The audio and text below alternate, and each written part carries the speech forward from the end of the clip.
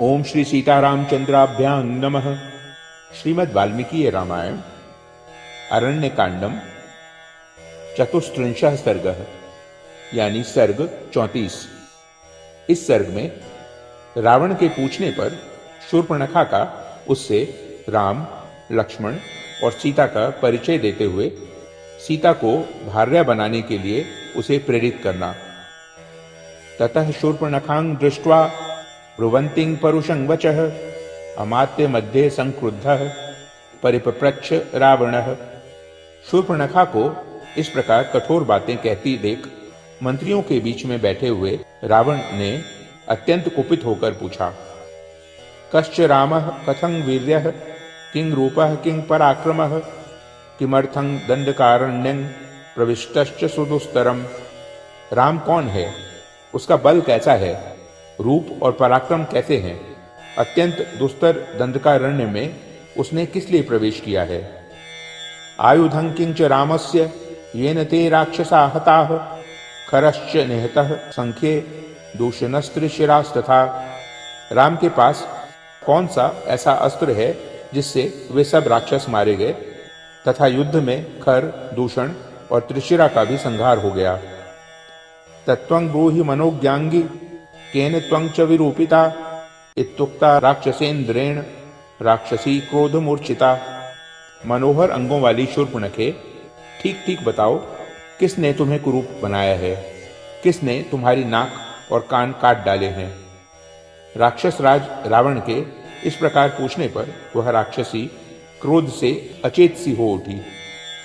ततो रामं यथान्याय माख्यातु मुपचक्रमे दीर्घबाहुर्विशालाक्ष चीर कृष्णाजिनांबरः कंदर्प समरूपश्च रामो दशरथात्मजः। तदनंतर उसने श्री राम का यथावत परिचय देना आरंभ किया। भैया, श्री रामचंद्र राजा दशरथ के पुत्र हैं। उनकी भुजाएं लंबी, आंखें बड़ी बड़ी और रूप कामदेव के समान है।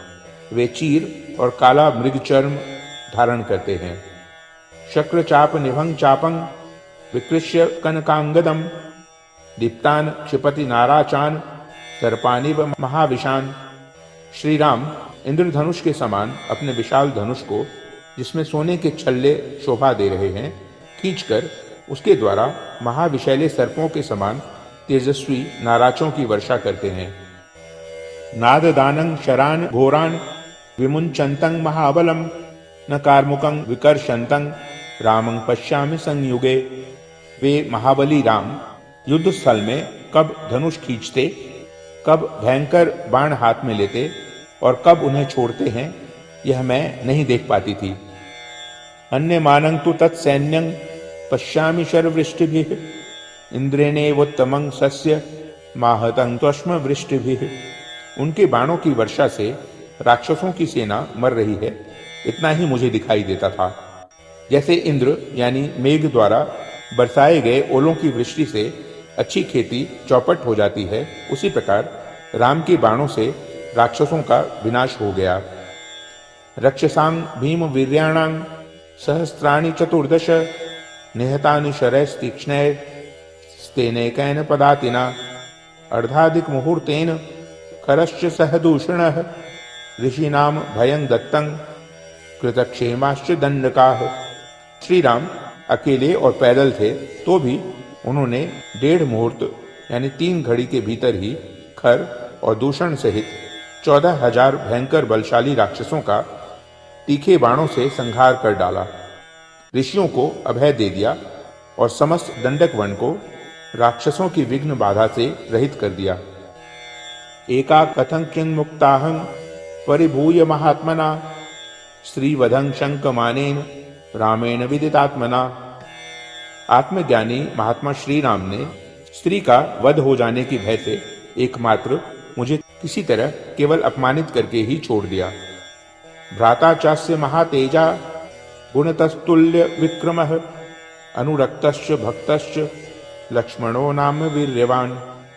अमर्षि दुर्जयो जेता विक्रांतो बुद्धिमान बलि रामस्य दक्षिणो बाहुर नित्यं प्राणो बहिश्चरः। उनका एक बड़ा ही तेजस्वी भाई है जो गुण और पराक्रम में उन्हीं के समान है। उसका नाम है लक्ष्मण। वह पराक्रमी वीर, अपने बड़े भाई का प्रेमी और भक्त है। उसकी बुद्धि बड़ी तीक्ष्ण है। वह अमर्षशील, दुर्जय, विजयी तथा बल विक्रम से संपन्न है। श्री राम का वह मानो दाहिना हाथ और सदा बाहर विचरने वाला प्राण है। रामस्य तो विशालाक्षी पूर्णेन्दु सदृशा नना धर्मपत्नी प्रिया नित्यं भर्तु प्रिय हिते रता। श्री राम की धर्म पत्नी भी उनके साथ है। वह पति को बहुत प्यारी है और सदा अपने स्वामी का प्रिय तथा हित करने में ही लगी रहती है। उसकी आंखें विशाल और मुख पूर्ण चंद्र के समान मनोरम है। सा सुकेशी तुना सोरुह सुरूपा च यशस्विनी देवतेव वनस्यास्य राजते श्रीरिवा परा। उसके केश, नासिका, उरु तथा रूप बड़े ही सुंदर तथा मनोहर हैं। वह यशस्विनी राजकुमारी इस दंडक वन की देवी सी जान पड़ती है और दूसरी लक्ष्मी के समान शोभा पाती है। तप्त कांचन वर्णाभा रक्त तुंग नखी शुभा सीता नाम वरारोहा वैदेही तनु मध्यमा। उसका सुंदर शरीर तपाए हुए सुवर्ण की कांति धारण करता है। नख ऊंचे तथा लाल हैं। वह शुभ लक्षणों से संपन्न है। उसके सभी अंग सुडौल हैं और कटिभाग सुंदर तथा पतला है। वह विदेहराज जनक की कन्या है और सीता उसका नाम है।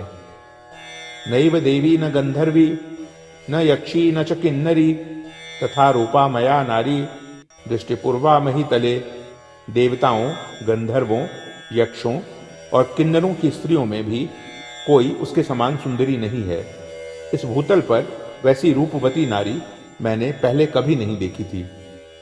यस्य सीता भवेद भार्या यंच हृष्टा परिष्वजेत अभिजीवेत स सर्वेषु लोकेष्वपि पुरंदरात।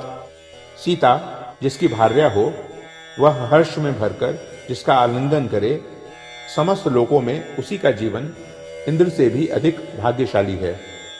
सा सुशीला वपुः श्लाघ्या रूपेणा प्रतिमा भुवि तवानुरूपा भार्या सा त्वं च तस्याः पतिर्वरः। उसका शील स्वभाव बड़ा ही उत्तम है। उसका एक एक अंग स्तुत्य एवं स्पृहणीय है। उसके रूप की समानता करने वाली भूमंडल में दूसरी कोई स्त्री नहीं है। वह तुम्हारे योग्य भार्या होगी और तुम भी उसके योग्य श्रेष्ठ पति होोगे। तां तु विस्तीर्ण जगनांग पीनो तुंग पयोधराम भार्यार्थे तु तवा नेतु मुद्यताहं वराननाम विरूपितास्मि क्रूरेण लक्ष्मणेन महाभुज। महाबाहो, विस्तृत जघन और उठे हुए पुष्ट कुचों वाली उस सुमुखी स्त्री को जब मैं तुम्हारी भार्या बनाने के लिए आने को उद्यत हुई, तब क्रूर लक्ष्मण ने मुझे इस तरह कुरूप कर दिया। तां तु दृष्ट्वाद्य वैदेहीं पूर्णचंद्र निभाननाम मन्मथस्य शराणांच त्वं विधेयो भविष्यसि। पूर्ण चंद्रमा के समान मनोहर मुख वाली विदेह राजकुमारी सीता को देखते ही तुम कामदेव के बाणों के लक्ष्य बन जाओगे। यदि तस्यामभिप्रायो भार्यात्वे तव जायते शीघ्र मुद्रयतांग पादो जयार्थमेह दक्षिणः। यदि तुम्हें सीता को अपनी भार्या बनाने की इच्छा हो तो शीघ्र ही श्री राम को जीतने के लिए यहाँ अपना दाहिना पैर आगे बढ़ाओ। रोचते यदि ते वाक्यं ममैतद् राक्षसेश्वर क्रेतांग निर्विशंकेन वचनं मम रावण। राक्षस राज रावण, यदि तुम्हें मेरी यह बात पसंद हो तो निशंक होकर मेरे कथनानुसार कार्य करो। विज्ञा यशाम शक्तिं च क्रेतांग च महाबल सीता तवान वद्यांगी भार्यात्वे राक्षसेश्वर। महाबली राक्षसेश्वर इन राम आदि की असमर्थता और अपनी शक्ति का विचार करके सर्वांग सुंदरी सीता को अपनी भार्या बनाने का प्रयत्न करो, यानी उसे हर लाओ। निशम्य रामेण शरैर जिह्यागैर हतांगजन स्थान गतान निशाचरान खरंच दृष्ट्वा निहतंच दूषणं त्वमद्य कृत्यं प्रतिपत्तुमर्हसि। श्री राम ने अपने सीधे जाने वाले बाणों द्वारा जनस्थान निवासी निशाचरों को मार डाला और खर तथा दूषण को भी मौत के घाट उतार दिया। यह सब सुनकर और देखकर अब तुम्हारा क्या कर्तव्य है, इसका निश्चय तुम्हें कर लेना चाहिए। इत्याशय श्रीमद् रामायणे वाल्मीकीये आदि काव्ये अरण्यकांडे चतुस्त्रिंशः सर्गः। इस प्रकार श्री वाल्मीकि निर्मित आश रामायण आदि काव्य के अरण्यकांड में 34वां सर्ग पूरा हुआ। ओ